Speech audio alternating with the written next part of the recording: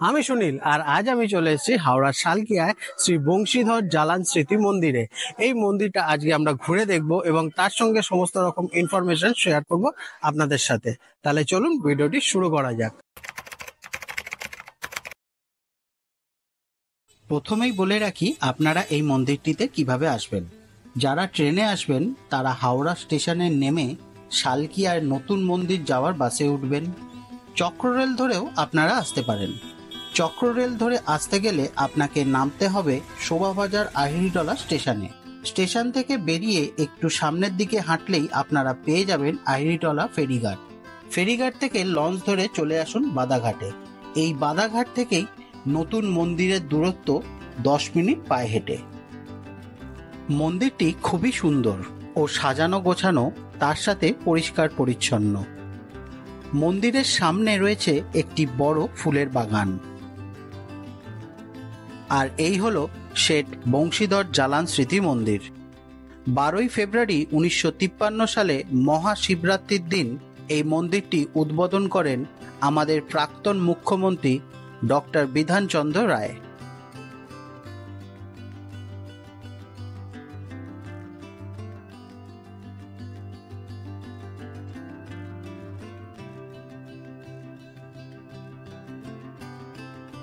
আমরা যখন গেছিলাম তখন মন্দির বন্ধ ছিল। মন্দির খোলে ভোর 5টার সময়, দুপুর 12টার সময় বন্ধ করে দেওয়া হয়, আবার বিকেল 4টের সময় মন্দির খুলে দেওয়া হয় সব ভক্তদের জন্য, আর খোলা থাকে রাত 9টা অবধি।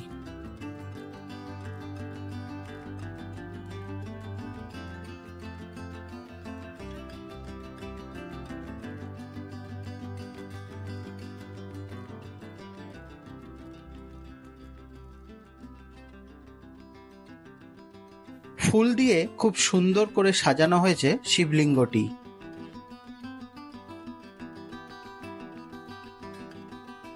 ওই যে ফুলের মধ্যিখানে বসে আছেন আমাদের মহাদেব।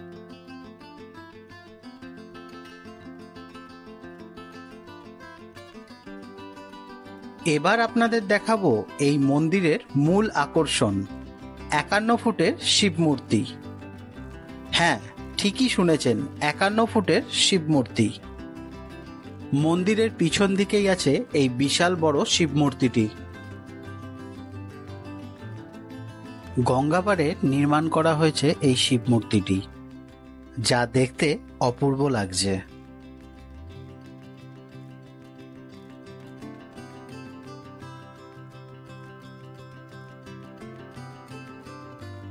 মূর্তিটির বিশেষত্ব হলো মূর্তি কিন্তু একটাই, মস্তক হলো 4টে।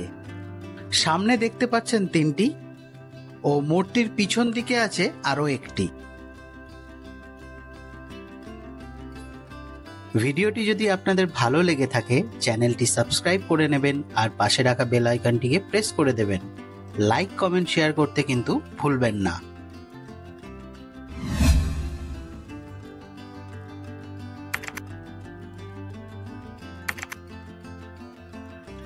কলকাতার কাছে এত সুন্দর একটি মন্দির আছে যেখানে একসাথে 12টি জ্যোতির্লিঙ্গের দর্শন করতে পারবেন আপনারা।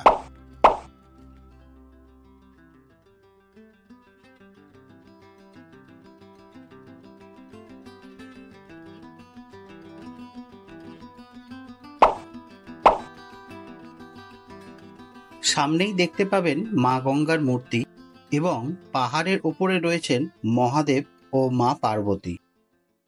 এবার আমরা প্রবেশ করছি 12টি জ্যোতির্লিঙ্গ দর্শন করতে। ভারতবর্ষের নানান স্থানে রয়েছে মহাদেবের 12টি জ্যোতির্লিঙ্গ। এই জ্যোতির্লিঙ্গের দর্শন করার ইচ্ছে আমাদের সকল হিন্দু ধর্মের মানুষের মধ্যেই আছে, কিন্তু ইচ্ছে থাকলেই হবে না। কথায় আছে, ভগবানের ডাক না আসলে আপনি যতই চেষ্টা করুন না কেন আপনি ভগবানের দর্শন করতে পারবেন না। জ্যোতির্লিঙ্গ হলো শিবের স্বয়ং ভূ অবতার, মানে মহাদেবের জ্যোতিরূপে প্রকট হওয়া। মল্লিকার্জুন জ্যোতির্লিঙ্গ মন্দির দক্ষিণ ভারতের অন্ধ্রপ্রদেশ রাজ্যে শ্রীশৈলে অবস্থিত এই মন্দিরটি।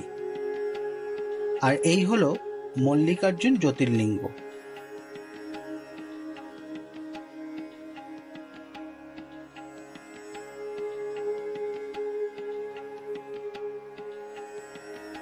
এখন দেখছেন ত্র্যম্বকেশ্বর জ্যোতির্লিঙ্গের মন্দির। মহারাষ্ট্রের নাসিকে অবস্থিত এই মন্দিরটি।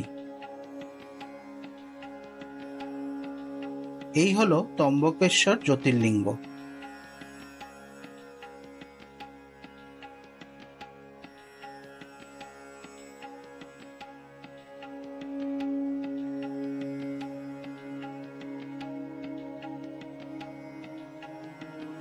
কাশী বিশ্বনাথ মন্দির।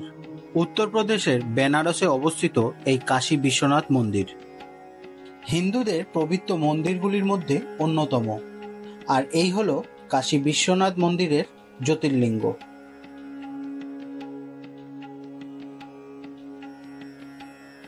মহাকালেশ্বর মন্দির। মধ্যপ্রদেশের উজ্জয়িনীতে অবস্থিত এই মহাকালেশ্বর মন্দির এটি একমাত্র দক্ষিণমুখী মন্দির। আর এই হলো মহাকালেশ্বর জ্যোতির্লিঙ্গ।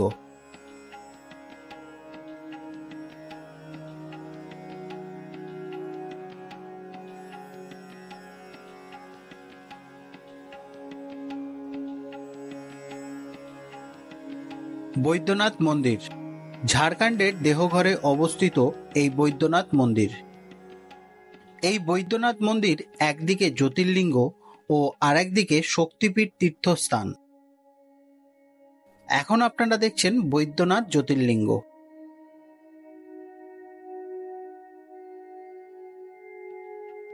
ভীমশঙ্কর মন্দির। মহারাষ্ট্রের পুনেতে অবস্থিত এই ভীমশঙ্কর মন্দির।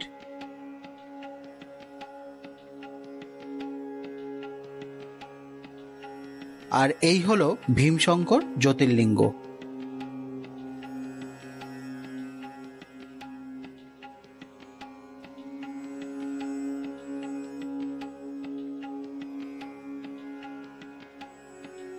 ভগবানের ডাক ও আপনাদের আশীর্বাদ পেলে আমিও একদিন এই 12টি জ্যোতির্লিঙ্গের দর্শন পাব এবং তার সাথে সাথে আপনাদেরও দর্শন করাবো আমার ভিডিওর মাধ্যমে।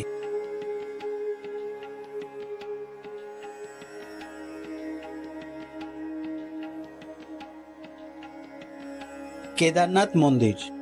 উত্তরাখণ্ডে অবস্থিত এই কেদারনাথ মন্দির। কেদারনাথ মন্দির যেতে গেলে পায়ে হেঁটে যেতে হয়। বছরে 6 মাস মন্দির খোলা থাকে ও 6 মাস বন্ধ থাকে তুষারপাতের জন্য।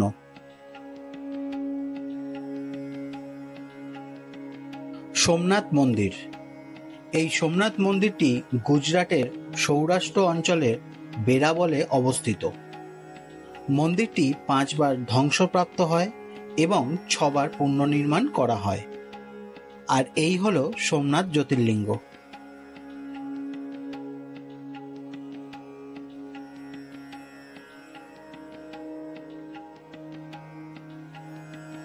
ওমকারেশ্বর মন্দির। মধ্যপ্রদেশের নর্মদা নদীর তীরে এই মন্দিরটি অবস্থিত। আর এই হলো ওমকারেশ্বর জ্যোতির্লিঙ্গ।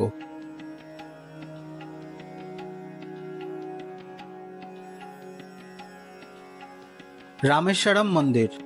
ভারতবর্ষের তামিলনাড়ুতে অবস্থিত এই রামেশ্বরম মন্দির।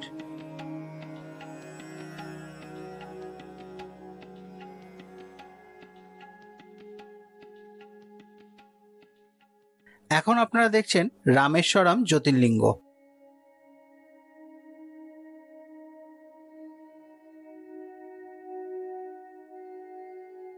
ঘৃষেশ্বর মন্দির। মহারাষ্ট্রের ঔরঙ্গাবাদ জেলায় ইলোরার কাছে অবস্থিত এই মন্দিরটি।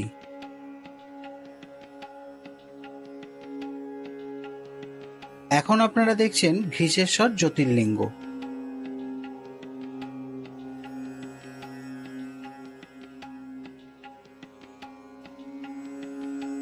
নাগেশ্বর মন্দির।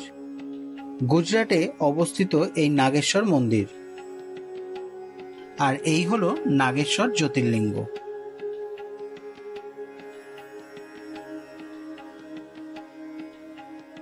এই শেঠ বংশীধর জালান স্মৃতি মন্দিরে আপনারা একসাথে দর্শন করতে পারবেন দ্বাদশ জ্যোতির্লিঙ্গের ও সেখানকার মন্দিরগুলি।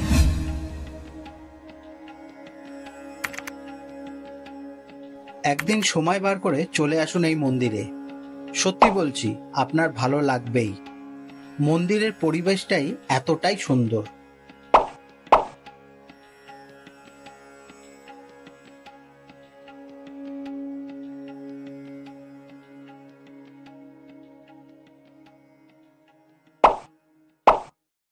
মন্দিরের মধ্যে একটি শপ আছে, যেখানে এই মন্দির রিলেটেড অনেক জিনিস আপনারা পেয়ে যাবেন। পছন্দ হলে কিনে নিতেই পারেন।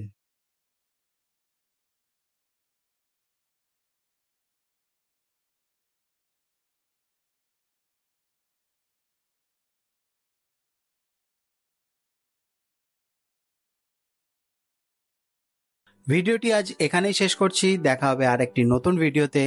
ভিডিওটি যদি আপনাদের ভালো লেগে থাকে, চ্যানেলটি সাবস্ক্রাইব করে নেবেন, পাশে রাখা বেল আইকনটিকে প্রেস করে দেবেন, আর লাইক কমেন্ট শেয়ার করতে কিন্তু ভুলবেন না। সবাই ভালো থাকবেন, সুস্থ থাকবেন, সবাইকে ভালো রাখবেন। Tata, bye bye.